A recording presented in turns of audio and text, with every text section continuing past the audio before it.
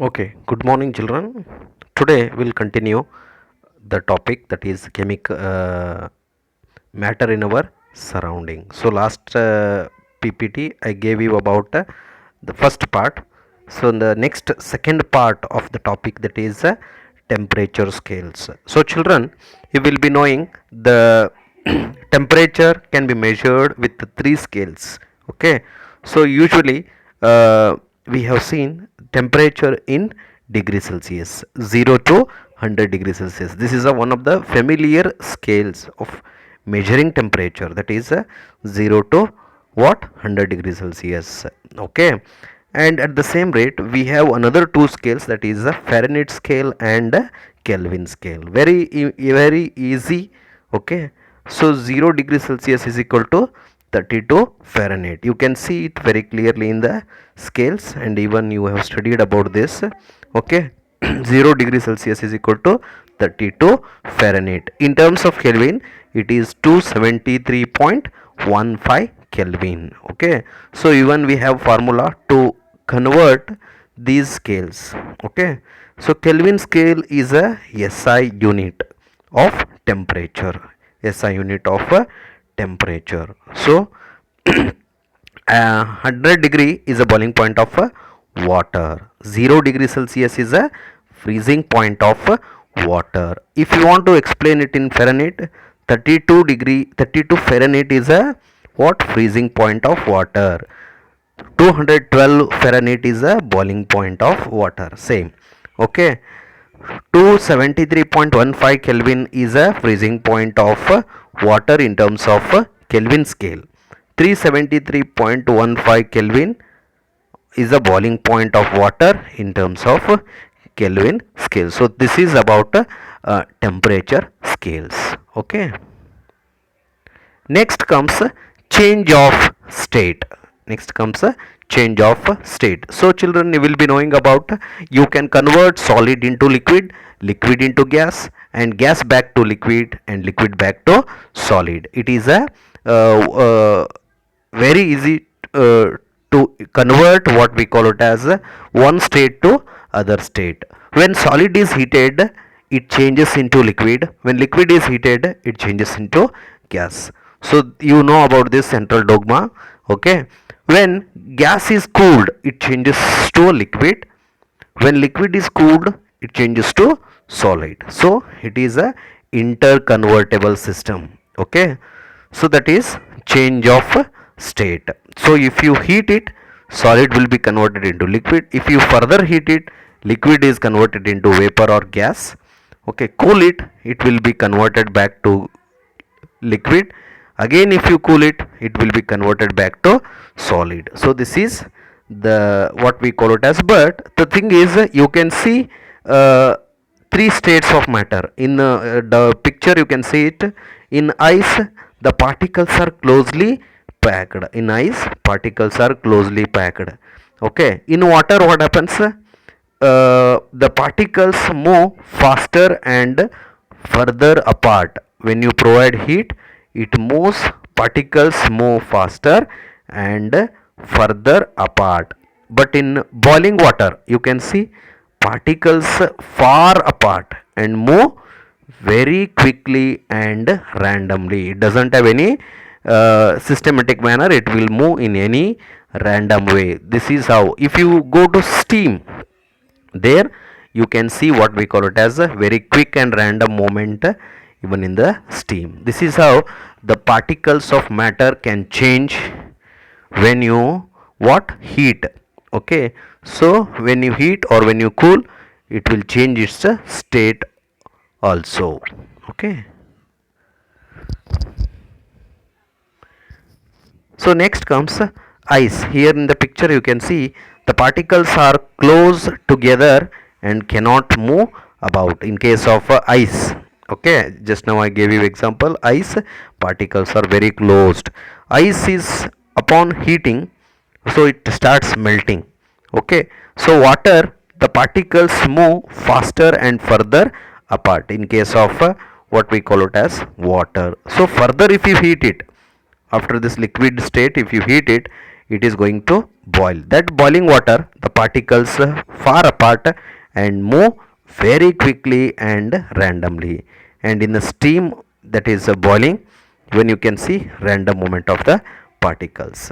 So next comes melting.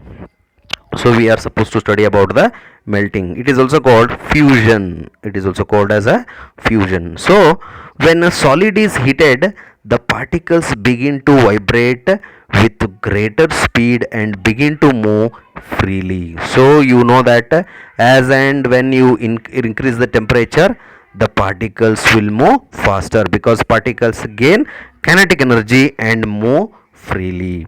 Then, at a particular temperature, the solid melts and changes into liquid. The process of melting is also known as fusion. Process of melting is also known as a fusion. The temperature at which a solid melts is called melting point. So, temperature at which the solid starts melting, that point we call it as a melting point. The melting point of ice is 0 degree Celsius or 273 Kelvin. So it will be mentioned in both the degree Celsius and even in the Kelvin, 0 degree Celsius or 273 Kelvin. So next comes the very important concept, that is a latent heat of fusion. So what do you mean by latent heat of fusion? Okay, the amount of heat energy required to change 1 kg of solid into liquid at atmospheric pressure at its melting point is called latent heat of fusion. We call it as a latent heat of fusion. Amount of heat energy required to convert 1 kg of solid into liquid at atmospheric pressure at its melting point is called latent heat of fusion. So we call it as a latent heat of fusion. Next comes boiling. When liquid is heated, its particles begin to move even faster. Then at a particular temperature, the liquid begins to boil and changes into gas or vapor. Boiling is a bulk phenomena. Boiling is a bulk phenomena. When liquid boils, the bulk of a liquid changes to vapor. The temperature at which liquid starts boiling is called its boiling point. Like how melting point, it is called as a boiling point. Liquid changes to liquid, that point is called as a boiling point. The boiling point of water is 100 degrees Celsius or 373 Kelvin. K we call it as 373 Kelvin, that is 100 degrees Celsius or 373 Kelvin. So next comes latent heat of vaporization. How latent heat of fusion we have studied, like that only latent heat of vaporization. The definition is very simple again. The amount of heat energy required to convert 1 kg of liquid into gas at atmospheric pressure at its boiling point is called latent heat of vaporization. So in case of latent heat of fusion, how we have defined? Amount of heat energy required to change 1 kg of solid into liquid at atmospheric pressure at its melting point is called latent heat of fusion. Same way, so there is a little difference, that is amount of heat energy required to convert 1 kg of liquid into gas at atmospheric pressure at its boiling point is called latent heat of vaporization. Okay. Next comes sublimation, very important. So you may ask the question, sir, is there any method where you can convert solid directly to gas or directly gas back to solid? Yes, there is a technique called as sublimation. So here what happens, the change of state directly from solid to gas or from gas to solid is called sublimation. Example, so you can take camphor. Camphor undergoes sublimation. Then ammonium chloride, okay, that also undergoes. Okay, naphthalene ball, okay, iodine, all undergoes sublimation process. So this is the experimental setup, you can see very clearly. Okay, or to carry out this experiment, what are all the things we need is, we need a burner, we need a china dish, we need a funnel, cotton. Okay, experimental setup is done like this. Okay, over the what we call it as tripod stand, we have to keep china dish. Okay, and in the what we call it as funnel, we have to put a filter paper, and we have to invert funnel over the china dish.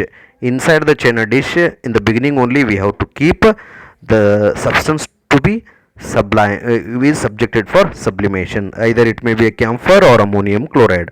Okay, fine powder is made and it is kept in the china dish. Over the china dish, we have to keep funnel in inverted position, and we have to put cotton plug, because through this funnel, narrow funnel, the vapor should not go. That is why we have to put cotton over the narrow funnel. Okay, after some time, what happens, directly solid is converted into gas that will be added to the filter paper of in the which is present in the funnel. Okay, this is what simple sublimation process. Effect of pressure on gas. Effect of pressure on gas. See children, when a pressure is applied on a gas, particles come closer and the gas changes to liquid. So as and when you apply the pressure, what happens, gaseous molecules come closer and gas changes to liquid. Gas changes to liquid. That is why we call it as LPG, liquid petroleum gas. We can liquefy gases by applying pressure and reducing the temperature. So by applying a pressure, this is a condition. Applying a pressure and reducing the temperature means lowering the temperature, we can liquefy the gases. Applying pressure, reducing temperature, you can liquefy the gases also. Compressed solid carbon dioxide is called dry ice. Compressed solid CO2 is called dry ice. If the pressure is reduced, it changes directly to gas without coming into liquid state. So solid CO2 is known as dry ice. Even we call it as a dry ice. It is used as a refrigerant. It is used as a refrigerant for preservation. For preservation, they are going to use what? Dry ice. Okay, I think everybody might have seen dry ice packs. Okay, which is cold only. Okay, but here gas is directly converted into what? Solid by sublimation process. So this is effect of pressure on the gas. Then interconversion. This is very important children.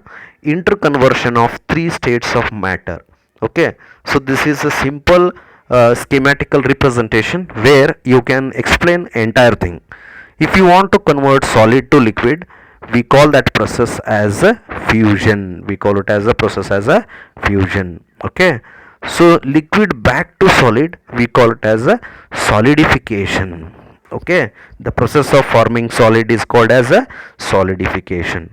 If you want to convert liquid to gas, we call it as a vaporization. We call it as a vaporization. If you want to convert gas back to liquid, it is called condensation. So term used is condensation. So if you want to convert solid to gas and gas back to solid, we call it as a sublimation. We call it as a sublimation. Okay, we call this as a sublimation. So next comes evaporation. The definition of evaporation. So evaporation is also surface phenomena. Okay, so particles from the surface gain enough energy to overcome the process, to overcome the forces of attraction, changes to vapor state.